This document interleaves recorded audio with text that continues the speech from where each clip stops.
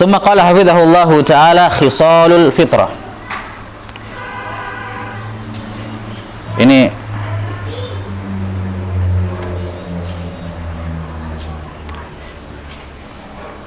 ya. Summa qala hafizahullahu ta'ala khisalul fitrah. Khisal al-fitrah. Tolong yang ini diaktifkan, dianukan suaranya. Dimatikan mic-nya seluruhnya, kameranya dimatikan seluruhnya. Qala hafizahullahu ta'ala khisalul fitrah. Khisal itu bermakna awsaf, sifat-sifat al-fitrah. Ya. Khisalul fitrah, sifat-sifat yang sifatnya fitrah manusia. Yang dimaksud dengan khisalul fitrah di sini adalah hal-hal yang disyariatkan dilakukan oleh manusia untuk sifatnya untuk tathhir, menyucikan. Karena di antara makna al-fitrah adalah kesucian. Ya, kesucian. Maka yang dimaksud dengan khisalul fitrah adalah amalan-amalan, perbuatan-perbuatan yang dilakukan untuk mendapatkan kesucian, untuk memperoleh apa? Kesucian dan kebersihan. Ya, ini khisalul fitrah. Dan ma'ruf khisalul fitrah ada 5 sebagaimana yang tersebut di hadis yang pertama. Kita lihat khisalul fitrah yang pertama, atau kata Nabi, kata Syekh hafizahullahu ta'ala, qala an-nabiy sallallahu alaihi wasallam khamsum minal fitrah. Nabi sallallahu alaihi wasallam bersabda, ada 5 amalan yang termasuk fitrah manusia. Ya, yakni amalan yang kalau dilakukan maka dia akan mendapatkan kebersihan. Apa hukum kelima jenis fitrah ini, khisal fitrah ini? Ya, hukumnya berbeda. Kita akan terangkan satu persatu. Yang pertama adalah al-khitan. Al-khitan ma'ruf ya. Ya, amaliyah khitan itu ma'ruf. Saya kira baik laki-laki maupun perempuan. Dan caranya ya bukan syariat tidak memandang bagaimana caranya, yang penting terpotong. Ya, kulf yang menutupi ra'sul dzakar itu pada laki-laki. Adapun caranya seperti sekarang bervariasi, itu tidak ada masalah selama aman dari sisi kesehatan, ya. Aman dari sisi kesehatan, tidak menyiksa dan seterusnya, maka tidak ada masalah. 6.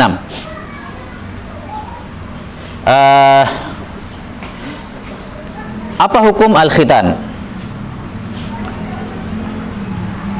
Ini gimana sih cara matikan mic-nya langsung semua?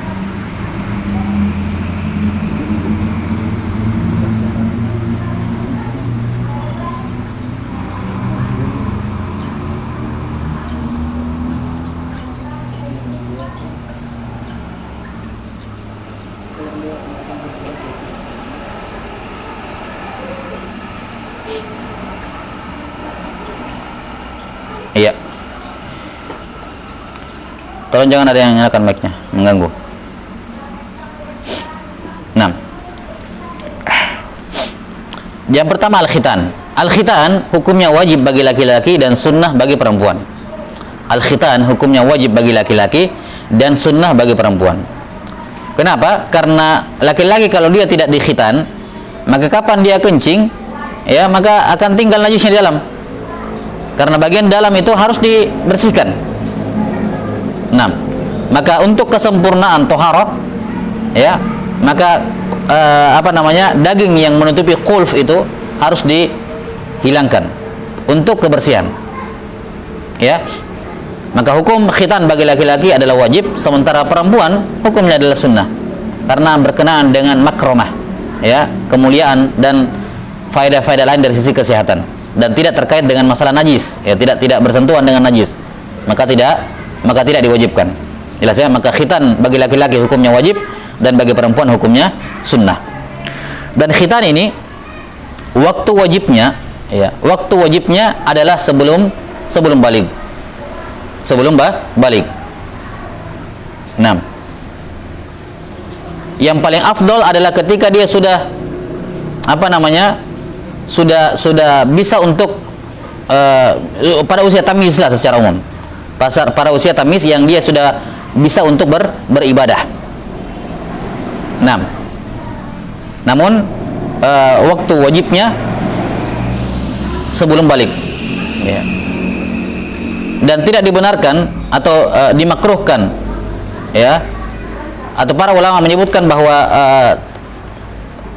kurang afdol mengkhitan ketika masih bayi, ya, kurang afdol ketika mengkhitan di saat masih bayi, ya, dengan disebutkan sebagian alasan oleh para fuqaha, diantaranya karena hal tersebut bisa dia nilai tahammal, ya, dia belum menanggung rasa sakit yang seperti itu, apalagi kalau dia laki-laki misalnya.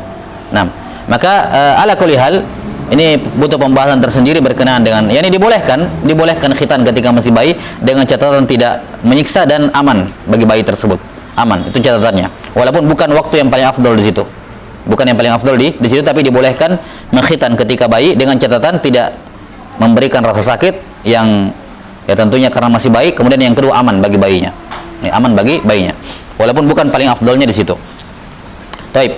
Dan khitan setelah dewasa, ya khitan wajib hatta walaupun orang sudah dewasa. Kalau misalnya dia baru masuk Islam, ya maka wajib bagi dia untuk di khitan. Kemudian yang kedua al-istihdad. Yang dimaksud dengan istihdad kata Syekh Hafizahullah ay halqu sya'ril anah.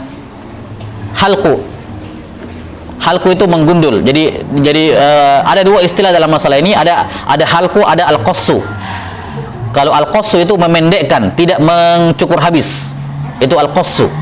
Kalau al-halqu itu apa? Menghilangkan sampai habis. Ya. Kemudian ada juga an-natfu. An-natfu itu dicabut sampai ke akarnya. Itu an-natfu. An-natfu. Ya. Akan disebutkan nanti natful ibit. Ya. Jadi ada al-qassu. Al-qassu itu memendekkan saja, enggak dicukur habis. Yang kedua ada al-halqu. Al-halqu ini apa? Digundul sampai habis. Sementara yang ketiga an-natfu itu dicabut. Bukan dipotong tapi dicabut. 6. Dikatakan di sini al-istihdad. Dalam riwayat lain adalah halqul ana, menggundul habis rambut yang tumbuh di sekitar kemaluan. Al-ana adalah rambut yang tumbuh di sekitar kemaluan.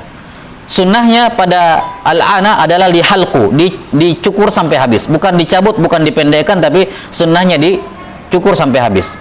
Ya, ini kalau dia pendekkan maka ya dia setidaknya sudah berbersih, tapi untuk kesempurnaan sunnahnya adalah dicukur sampai habis. Iya. Kemudian dan istihdad ini hukumnya sunnah. Istihdad ini hukumnya apa? Hukumnya sunnah. 6. Kemudian berikutnya wa taqlimul adfar.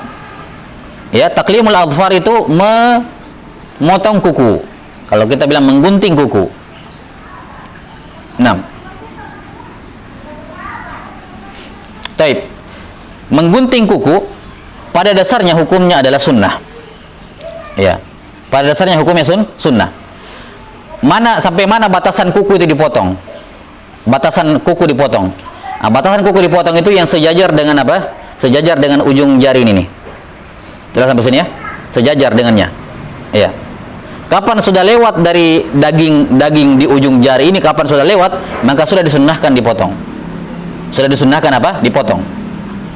Jelas sampai sini? Dan perlu diperhatikan bagian kulit yang berada di bawah kuku itu dimaafkan. Ya, itu apa? Dimaafkan. Jelas sampai sini? Walaupun sebagian ulama mengatakan bahwa dalam mandi junub itu juga harus dibersihkan bagian bawah kukunya. Ya, bukan maksudnya yang ya kuku yang masih bisa masuk ujung kuku ke kuku lainnya, itu di dalamnya itu tidak boleh ada kotoran di situ. Daki misalnya, ada tanah, ada pasir yang bisa menghalangi air ke situ, maka tidak dibenarkan. Itu harus dihilangkan. Dan itu akan sulit kalau kukunya tidak dipotong. Makanya kita katakan walaupun potong kuku itu hukumnya adalah sunnah, namun kalau kukunya panjang dan ada kotoran di bawahnya yang menutupi, yang sulit diambil gara-gara kukunya yang panjang, maka wajib dipotong kalau dia mau mandi junub secara khusus. Kalau dia mau mandi junub secara khusus, atau bahkan ketika wudu. Karena wudu tangan sampai siku. Termasuk tangan di sini adalah kulit di ujung-ujung sini nih. Bukan di bawahnya kuku ya, bukan di dalamnya kuku, tapi di ujungnya. Dan itu kalau kukunya panjang, itu bagian dalam bukan uzur untuk dibiarkan, tetap harus dibersihkan. Karena kuku panjang bukan uzur. Beda kalau kukunya sudah pendek, sudah mentok, ya sudah. Tapi kalau bagian daging ini ya, ada kotoran di situ maka harus dibersihkan. Ya. Kalau dibilang kuku saya panjang, enggak, itu bukan uzur, makanya kukunya dipotong. Kukunya apa? Disyariatkan dipotong. Jelas sampai sini? Ini batasan paling batasan untuk memotong kuku. Ya. Karena itulah dimakruhkan memiliki kuku yang panjang. Hukumnya makruh. Ya. 6. Apalagi kalau sudah sampai taraf yang ini ya. Maka itu bertentangan dengan khisalul fitrah. Ya, jadi sunnah pada dasarnya memotong kuku hukumnya sunnah, dan yang dipotong paling pendek sampai batasan kulit di daging di ujung setiap jari ini. Itu batasannya. Baik. Berikutnya wanatful ibit. Mencabut bulu ketiak. Ini bulu ketiak kalau dia dipendekkan dia sudah mengamalkan, kalau dia mencukur habis juga mengamalkan, namun sunnahnya dicabut. Ya. Sunnahnya dicabut.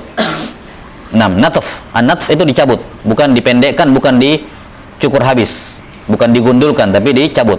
Ini sunnahnya ya. Walaupun kalau tidak diamalkan itu ya sekedar memendekkan ataupun menggundul, ini insya Allah sudah mendapatkan asal dari fitrah. Cuman untuk kesempurnaan sunnahnya dicabut, dan ini juga hukumnya sunnah. Ini juga hukumnya sunnah. Kemudian berikutnya waqassus syarib. Ini qas. Di sini qas artinya dipendekkan, bukan dicukur habis. Bukan dicukur habis. Waqassus syarib. Yani kalau dia mau cukur habis silakan. Ya. Cuman para ulama mengatakan untuk kumis sunnahnya adalah qas, bukan al-halq, bukan dicukur habis tapi dipendekkan. Ya. Jelas sampai sini dipendekkan. Karena itulah banyak kita dapat di para ulama ya yang masih memelihara kumisnya misalnya. Karena al-qas yang dimaksud di sini adalah qassus syarib, sekedar memendekkan, bukan mencukur habis. Bukan mencukur habis. Jelas sampai sini? Kata Nabi SAW, khalifu al-majus, selisihilah al-majus. Ya, qassus syarib, ya, wa'uful liha, ya. Qas, pendekkan kumis dan lebatkan janggut. Karena orang-orang Majusi atau orang Yahudi, mereka sifat mereka memotong janggut mereka dan memanjangkan kumis mereka. Maka disuruh selisih, bukan dicukur habis tapi dipendekkan kumisnya. Bagaimana batasan qas? Kata para ulama, untuk qas itu ya kalau dia mau cukur habis maka itu tidak ada masalah. Itu juga tidak terlarang tentunya. Cuman di sini diberikan batasan minimal. Minimalnya adalah cukur pendek. Kalau mau dihabiskan juga tidak ada masalah. Baik. Batasannya adalah kalau kumis sudah melewati bibir atas, sudah masuk ke ranah bibir atas, maka ini sudah mulai kena sunnah dipotong. Ya. Maka jangan sampai dibiarkan lewat dari lewat dari bibir atas. Ya, kapan sudah lewat bibir atas?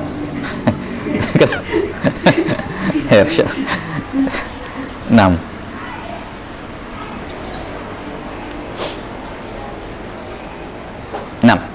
Jadi kapan sudah lewat bibir atas ya? Namanya syafatul ala-ala, syafal ala.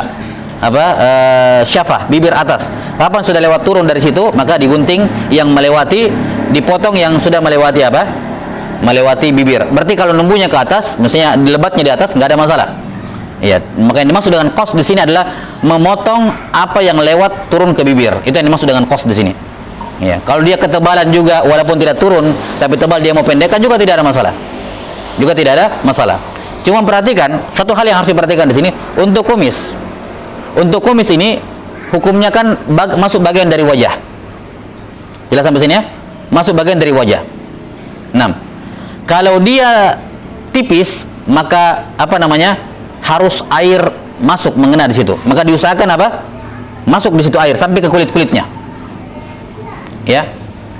Kalau dia tebal, maka harus betul-betul digosok sehingga air masuk kemana? Ke dalamnya. Ini harus diperhatikan ketika seorang berwudu, karena mencuci wajah hukumnya wajib. Ya. Wajah ini semua kulit. Karena itulah bagi yang punya cambang yang lebat di sini, ini harus diperhatikan. Cambang ya, kalau janggut mungkin cuma sedikit ya ada masuk wajah, tapi sedikit. Itu juga harus diperhatikan. Ya, karena itulah tidak sempurna mencuci wajah kecuali harus mencuci bagian dari dagu. Walaupun dagu itu tidak wajib dicuci, tapi mau tidak mau harus kena supaya sempurna mencuci wajahnya. Maka yang ada rambut di wajahnya, ya, yang ada rambut di wajahnya maka sunnahnya di apa namanya dihilangkan, dipendekkan, apakah berupa apa namanya kumis ataukah misalnya jambang di sini, ya, jambang, maka apa namanya dibersihkan, ya, atau dipendekkan setidaknya supaya air masuk ke situ. Jelas? Baik. Sudah, jadi dari kelima khisal fitrah ini yang wajib adalah khitan, itu pun bagi laki-laki. Selainnya hukumnya sunnah. Baik. Kemudian hadis yang kedua, qala an-nabiy sallallahu alaihi wasallam, "Wuqita lana fi qassi syaribi wa taqlimil adfar wa natfil ibit wa halqil 'anah alla natruka aksara min 40 lailah." Alla natruka aksara min 40 lailah. Nabi sallallahu alaihi wasallam memberikan waktu kepada kami, wuqita lana. Dia berikan waktu kepada kami. Kata para ulama usuliyin, kalimat para sahabat seperti ini, kami diperintah, umirna, nuhina, kami dilarang, kami disuruh, ya, wuqita lana, kami diberikan waktu, maksudnya adalah Nabi sallallahu alaihi wasallam. Ya, maksudnya adalah Nabi sallallahu alaihi wasallam yang menyuruh, Nabi yang melarang, dan Nabi sallallahu alaihi wasallam yang memberikan waktu. Kata Anas bin Malik radhiyallahu anhu, wuqita lana, kami diberikan tempo, waktu. Dan sudah disebutkan bahwa hukum khisal fitrah semuanya secara umum adalah sunnah kecuali khitan bagi laki-laki. Maka penyebutan taukid di sini, penyebutan waktu di sini, waktu maksimal juga menunjukkan hukum sunnah. Kami diberikan waktu dalam memendekkan kumis, memotong kuku, memotong mencabut bulu ketiak, dan memotong rambut di sekitar kemaluan. Nabi sallallahu alaihi wasallam memberikan kami waktu tidak membiarkannya lebih dari 40 malam. Lebih dari 40 malam. yakni dimakruhkan kalau sudah lewat dari hari ke-40 dan tidak pernah kepotong. Ya. Walaupun tentunya bukan juga penyebutan 40 di sini waktu maksimal. Bukan berarti selama belum 40 hari enggak usah dipotong, enggak. Karena kita punya sunnah-sunnah pekanan. Semisal pada hari Jumat. Pada hari Jumat dianjurkan potong kuku, ya kan, membersihkan diri. Maka yang paling afdol dilakukan ini sekali sepekan atau ketika dibutuhkan. Nah, maksimalnya atau dikatakan di sini 40 hari, dan tentunya penyebutan 40 hari di sini ketika, karena normalnya 40 hari orang sudah lebat. Ya, lebat. Kalau di sini disebutkan misalnya kumis ataukah rambut di sekitar kemaluan ataukah ibit, bulu ketiak. Ya. Dan patokannya adalah kembali ke masalah lebat itu. Karena ada juga orang yang mungkin hormonnya kurang, jadi biar 40 hari juga kadang ya belum terlalu banyak. Maka seperti ini bukan patokan. Ya, intinya adalah kalau sudah kelihatan lebat maka disyariatkan untuk dipotong. Nah, dan keumumannya normalnya biasanya 40 hari. Makanya beliau memberikan batasan seperti itu. Wallahu taala alam bissawab. Nah,